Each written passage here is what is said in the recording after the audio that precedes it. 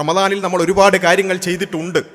പക്ഷേ ശവ്വാലിൻ്റെ ആ അമ്പിളി കാണുന്നതോടുകൂടി, അല്ലെങ്കിൽ ഈദ് കഴിയുന്നതോടുകൂടി റമദാനിന് മുമ്പ് നാം എങ്ങനെയായിരുന്നോ അതിൽ നിന്ന് ഒരു പടി പോലും മാറ്റം സംഭവിക്കാതെയാണ് നമ്മുടെ ജീവിതം മുന്നോട്ടു പോകുന്നതെങ്കിൽ റമദാൻ നമ്മളിൽ നിന്നും സ്വീകരിച്ചിട്ടുണ്ടോ എന്ന വളരെ ഗൗരവകരമായ ചിന്ത നമ്മളെ അലട്ടേണ്ടതുണ്ട്.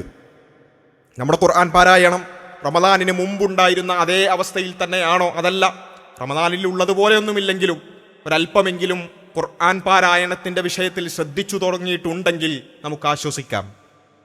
നോമ്പുമായി ബന്ധപ്പെട്ടുകൊണ്ടുള്ള വിഷയങ്ങൾ നമുക്കറിയാം. റമദാൻ പൂർണ്ണമായി നോൽക്കുകയും അതിൻ്റെ കൂടെ ശവ്വാലിൽ നിന്നുള്ള 6 ദിവസവും നോമ്പ് നോൽക്കുകയാണെങ്കിൽ വർഷം മുഴുവൻ നോമ്പ് നോറ്റവനെ പോലെയാണ് എന്ന് റസൂൽ കരീം സല്ലല്ലാഹു അലൈഹി വസല്ലം പറഞ്ഞ ഹദീസ് അറിയാത്തവർ ആരുമില്ല.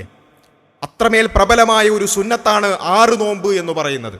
നമ്മൾ എത്ര പേർ ഈ കഴിഞ്ഞ ദിവസങ്ങളിൽ കുറച്ചെങ്കിലും ആ 6 നോമ്പുമായി ബന്ധപ്പെട്ടുകൊണ്ട് നോമ്പിലേക്ക് പ്രവേശിക്കാൻ ശ്രമിച്ചു, അല്ലെങ്കിൽ നോമ്പ് നോറ്റു എന്ന് നമ്മൾ ആലോചിക്കേണ്ടതുണ്ട്.